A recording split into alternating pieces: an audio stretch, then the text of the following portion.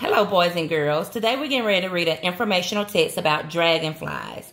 And as we read today, we're going to learn how to use details from the text to help us write a summary. And so just like we did the other day, we need crayons. We're going to need a red crayon when we find the answer, where do dragonflies live, we're going to underline it in red. What are dragonflies covered with? We're going to underline that in orange. How are dragonflies born? You're going to underline that in green. And what do dragonflies breathe with? That'll be purple.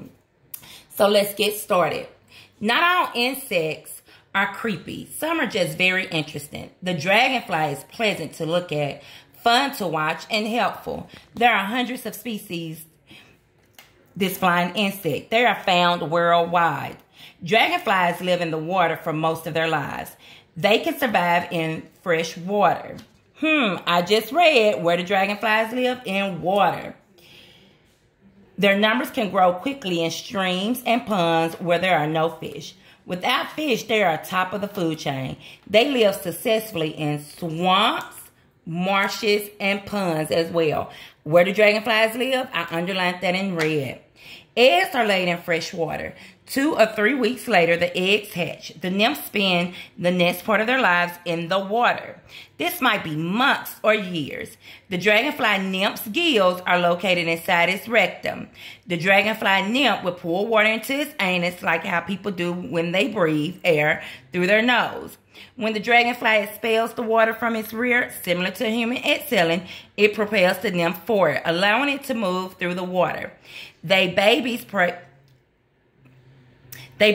on smaller water creatures like tadpoles. They will also eat small fish.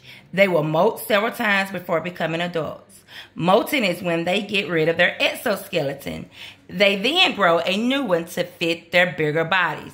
I just read how the dragonflies breathe. They breathe with their nymph's gill, and they nymph gill pour water into their anus, how we do, and then they breathe through their nose. I just answered 2. So now you have to find what are dragonflies covered with and how dragonflies are born. You're going to continue reading to find the answer.